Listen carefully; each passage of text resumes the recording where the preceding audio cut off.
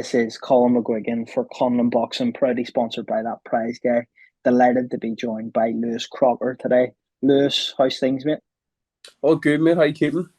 Yeah, not too bad. You've had a bit of a long layoff. Well, I say long layoff. You haven't fought in a while now. What happened before the last scheduled fight? So it was my last spar, and it was the last round, and I just picked up a rib injury, and then I was like, I felt it and stuff, and it was like painful and whatever, and then I was like leaving a couple of days because like I wasn't even thinking about not fighting, and then it was just got worse and worse, and then once I went to the doctor, he says I had a fractured rib, so even the healing time for it took ages. It was way longer than expected. Couldn't really do much for a few weeks. There's not much you can do with a rib injury. So I mate, I was raging because it was such a big bill, and then I had a good camp, and I was in Marbella and stuff.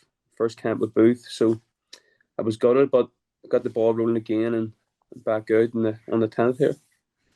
There is some positives to take from it. Obviously, you have more time to adapt to Adam Booth. He has more time to adapt to you. You'll now get your fight in the SSE in front of a packed out arena. How has that transition been for you in terms of leaving D Walsh's stable in Belfast, where it's almost like a home comfort type of thing, going out of your comfort zone, going into a big stable like Adam Booth? How's that been? Oh, it's brilliant. All the lads are obviously Mick and Josh, Harlan, my boss, Kurt. They're all quality fighters. So just being around them and stuff is brilliant. And then with Adam, obviously, Adam's one of the best coaches in the world. So we just learn off him every day. It's class, and as coming over, like I always knew I had to leave home, and eventually just for like sparring and stuff and everything else. So it's like a new lease of life for me. Over here, I'm learning every day. Do you know what I mean? Like I'm going into the gym and I'm just absorbing everything, all the information Adam's giving me and all the things that we're working on and trying. So I'm looking forward and get this fight over and then push on for bigger fights next year.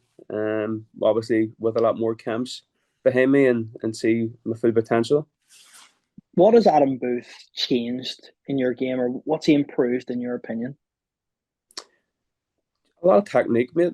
A lot of things that you know, like I wasn't using my legs as much as I should, and I found that out straight away because first week I came here, and then the first week I came back. It's all legs. Like the next day, I can hardly walk. Do you know what I mean? And a lot of head movement. Just a lot of things, mate. Just like about how to like approach like going in and not being reckless and stuff. And there's so many aspects of the game that I can improve on, and Alan will help me do that. He referred to you as a mix of Ryan Burnett and David Hay. How does it feel hearing that from someone like Adam? Oh, that's amazing. So it is. Do you know what I mean? Like to hear that from him is it makes me happy. Like obviously because he trained both of the world champions. Burnett, unreal. David Hay, big puncher, unreal as well. So to hear that come from him, it's big. Obviously, this next 12 months is crucial in your career, where you're at now and where you want to be. Will we see some big fights on the horizon for you, do you think? Absolutely. Maybe March when I think isn't there a build set for March or something in Belfast? So I don't see why I couldn't be in a big fight then. Because that is January, February, March. It's 3 months. Then hopefully I'll have one in between December and March as well. So I'll be ready. It could be a big fight, and then push myself back up to the rankings. And the welterweight division's stacked, obviously worldwide. So yeah, no doubt I'll be in big fights next year.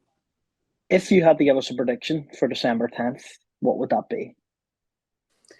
Well, I always go for a knockout, like so. I can't say that that's not what I'm expecting. So yeah, a stoppage inside the distance anyway, all being We well. have no information on your opponent yet, so I can't really get into that with you, but I'll get into that with you on fight week whenever we do speak. But the card's stacked with some great fights. But which fight are you most looking forward to other than your own? I think McKenna's always in a war. Taylor, obviously, good fighter, and I could just see them being toe to toe. I was ringside for the last McKenna fight, and he really does go to war every time. Like, it's class to watch because I've never actually witnessed it, like that close. Like, so I'm looking forward to that fight, and obviously Mick and seeing Mick and the lads do the business. You've seen Mick and Kurt up close in the gym. How are they looking ahead of December 10th? Oh, brilliant! I was actually watching the sport today, and it was so good. I said to both of them after, like they were doing like a sort of like a point scoring thing at the end, like sort of like amateur boxing, and then when I was watching it, I was like these are two world, like obviously Mick just back or Kurt just back from the Olympics, and Mick amateur world champion. So just watching that was great to see. It's a class experience.